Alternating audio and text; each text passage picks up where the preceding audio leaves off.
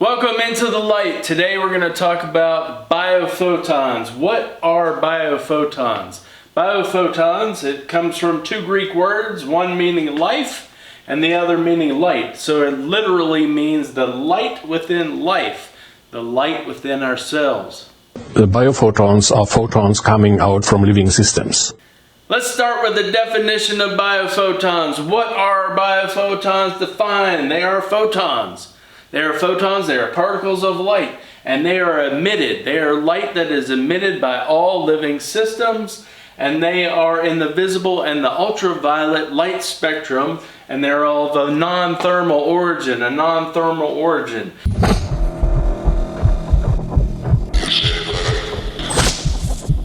You see, the biophoton is not like the movie Predator.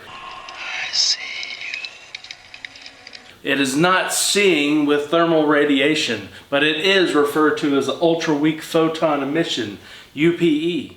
The initial part of this video might sound like it's a repeat. However, it's not going to be that way.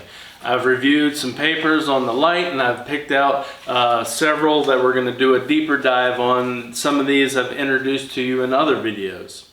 The scope of this video is only to increase awareness, provoke interest and curiosity in the subject of biophotons. I am by no means an expert in this subject. All I've done is studied and read papers that I'm going to share and present to you.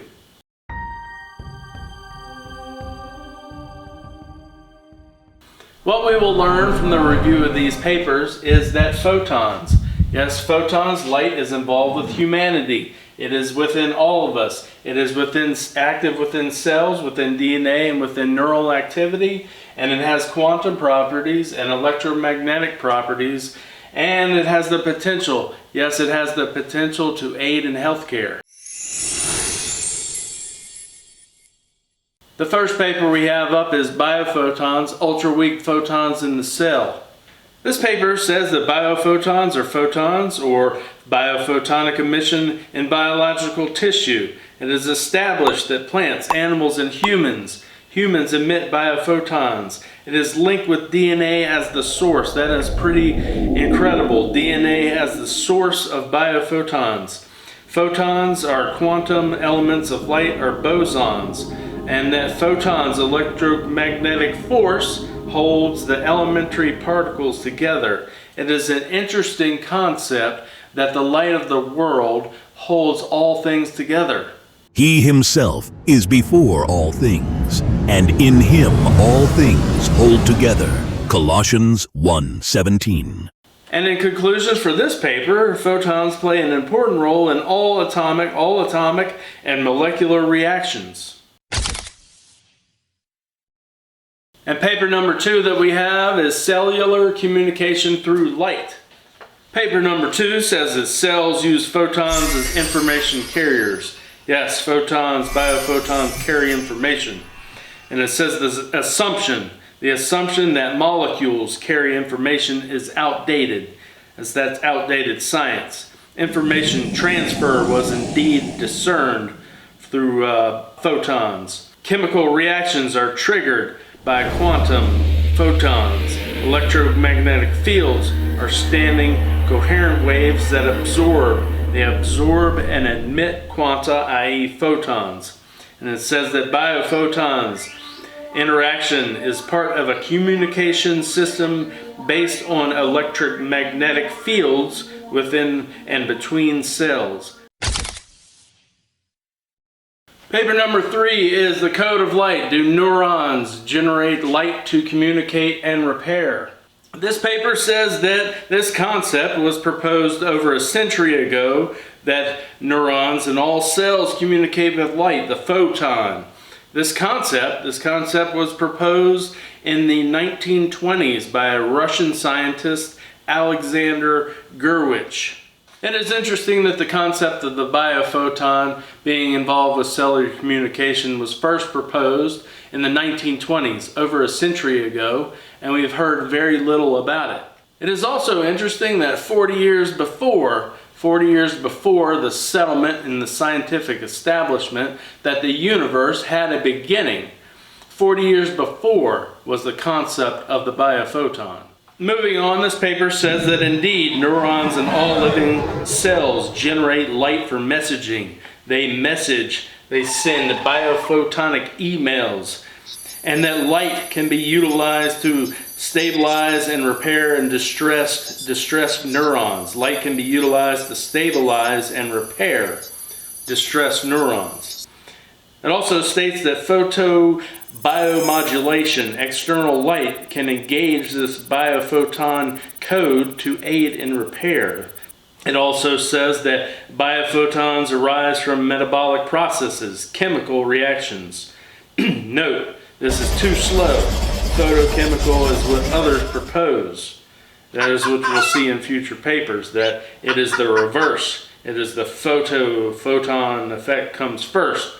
There is also evidence that neurons self-generate. They self-generate light across a range of wavelengths in ultraviolet, red and infrared, and light. This is light. This is biophotons. Alright, the next paper we're going to look at is evidence of photon emission from DNA and living systems. Yes, there is light in your dunna. And that killer instinct's still in our dunna. I'm pretty much sure it's pronounced DNA. Don't tell me what I know, Travis. And this paper says that it is widespread general phenomenon that ultra-weak photon emission is not bioluminescence.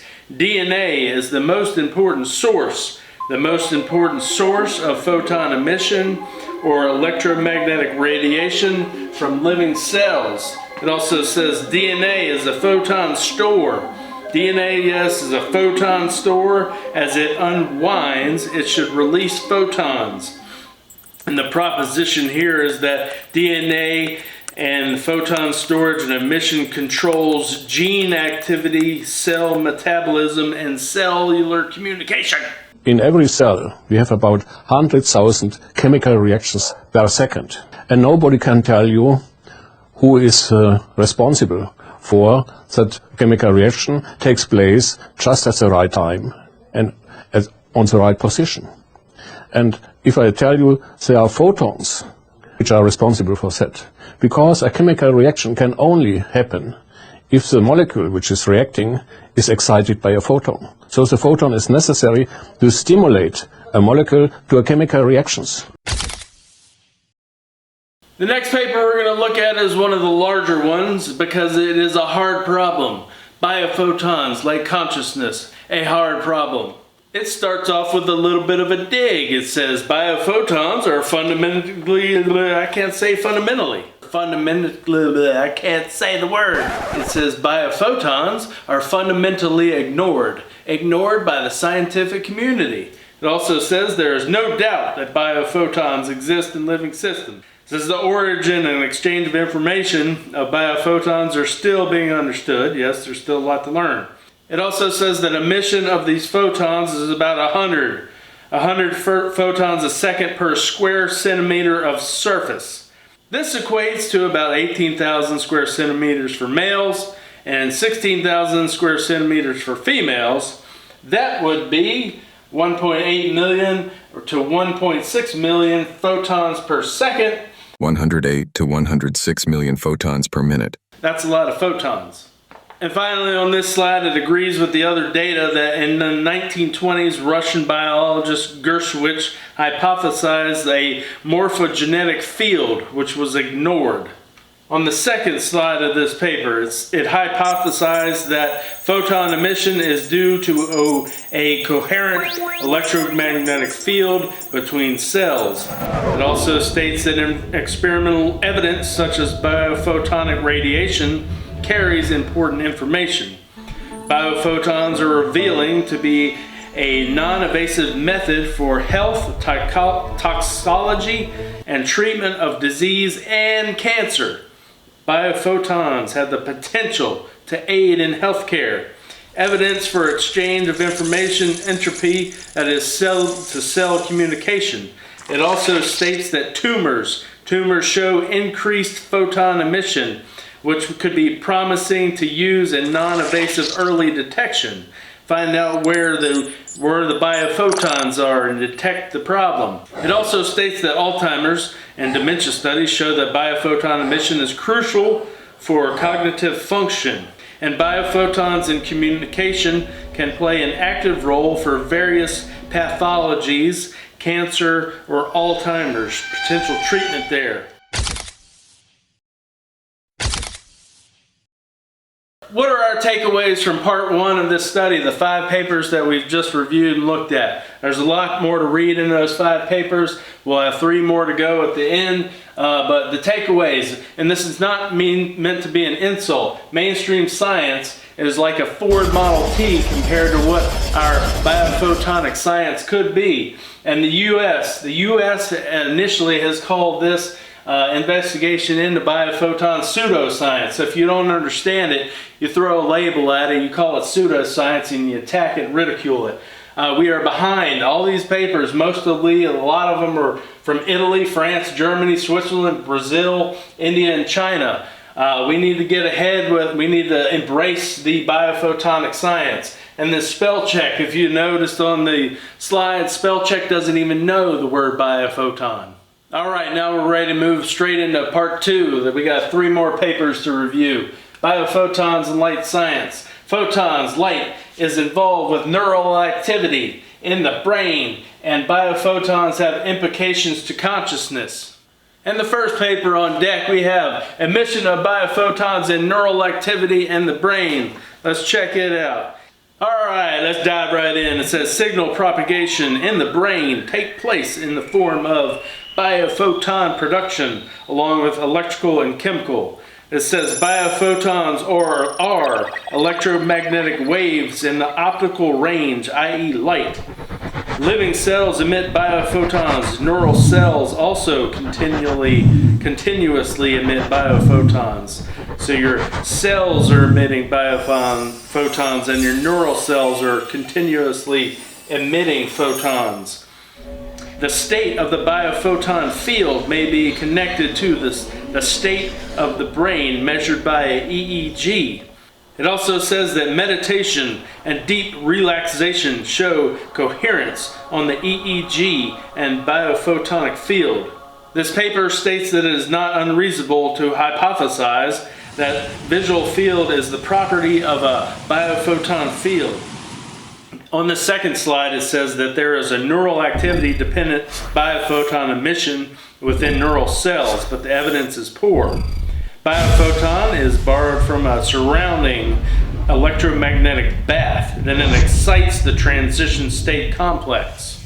The biophotonic emission may not be a byproduct of biochemical processes, but it can be linked to precise signal pathways, and then information in the brain appears in the form regulated biophoton optical as well as electrical. And the final thing, EEG waves are related to the brain as a coherent quantum system. Well, with all that information, I certainly would agree the biophoton is a hard problem. I certainly am not smart enough to figure out, but maybe you are.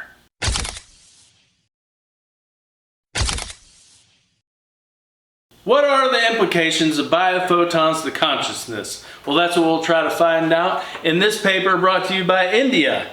Let's take a look. It says that evidence shows a biophoton signal is a quantum photon signal in a squeeze state. Also says that it opens the field of exploration for consciousness class as a quantum properties of matter. And the biophoton is a photon signal with non-local features. Non-local features. These features become comprehensible in the quantum framework. The paper says that the association of biophotons with living systems allows for the possibility that living systems are macroscopic quantum systems, and that a quantum biophoton signal can expand information, awareness, and unlock mysteries of life and consciousness. And interesting enough, it states that spirituality could amount to realizing the capacity to detect and interpret the quantum state of biophoton signals. So it ties spirituality and biophotons. And I'll tell you, the one thing that makes me excited about the future is that this kid, he is the future, and he gets it. He's brilliant. Life is the brain mixed with the soul. Our soul would have to have a mass, unless it was made out of photons or massless particles, which could be theorized. He goes on Dead Talks podcast. Go check it out after finishing watching this video. Is there anything in quantum physics or science beyond what you just said that gets us close to even possibly understanding if soul is real? Well, there is a quantum theory that unifies quantum mechanics and relativity called the fusions of consciousness. It claims that consciousness itself is fundamental reality and that us being alive generates the universe. And what do you think? I like it. He talks about the afterlife, the soul, consciousness, and the photon, the potential for a light body. It is sown a physical body. It is raised a spiritual body. If there is a physical body, there is also a spiritual body. Corinthians 15:44. And the final paper, drum roll please, that we're going to look at is consciousness. Look at the light. Yes, I will take a look at that paper and look into the light. Let's see, light was involved with the formation of the universe. The source of life, the source of the universe. And it says all brain-centered function are realized by light. Light drives the brain. It also recognizes that philosophers acknowledge a soul is at the core of the universe and that soul is light. All matter originates and exists only by virtue of a force, which brings the particle of an atom to vibration and holds this most minute solar system of the atom together. We must assume behind this force the existence of a conscious and intelligent mind. This mind is the matrix of all matter. Nobel Prize physicist Max Planck. And that a man lost 90% of his brain and neurons and had no mental disability because of the light maybe. And that consciousness is in the light, not in the brain, and the light is infinite. Each cell has a frequency of light. And it acknowledges, it says that it is more accurate to focus on the connection of the brain with light rather than linking the brain to consciousness. So linking the brain with light rather than the brain to consciousness. With all this information and data to delve into about biophotons involved with our cellular processes, cellular communication, involved with DNA and involved with neural activity and consciousness, it is indeed appropriate to say, look at the light. It is currently not a proven fact that consciousness suddenly emerges from one cell or a group of cells. It is not a scientific fact that consciousness is a byproduct of the brain. You know, neuroscience and materialist science have never come up with any kind of linkage to explain how consciousness might arise in the brain. The evidence is already out there, available to anyone who wants to read it. The question is already settled, that yes, there's an afterlife, no question about it. And if we want to know the truth about reality, we cannot be suppressing evidence. Dr. Eben Alexander, he is a neurosurgeon, and he had a recalled experience of death or near-death experience. And he wrote the book, Living in a Mindful Universe. He argues that consciousness, there is no definitive scientific proof that consciousness emerges from the brain. A few takeaways from part 2. Again, this is not meant to be insulting, but it is a fact that mainstream science has no clue about how consciousness has emerged from cells. Whether it be one cell or group of cells, brain cells, no clue about how it emerged from cells. So the jury's still out. And also, biophotons show that consciousness is a synchronized quantum electromagnetic field, according to these papers and the research. Also, mainstream science is not interested. Mainly, you haven't heard about this. I'm assuming you haven't heard about most of this. And there is a spiritual and soul implication to the biophotonic properties. Also, France, India, Turkey, etc., they're all ahead. Most of these papers are from sources outside the United States. Also, the final takeaway is answers to the tough questions. Yes, answers to the tough questions can be answered by looking into the light. I am the light of the world. Whoever follows me will never walk in darkness, but will have the light of life. John 8:12.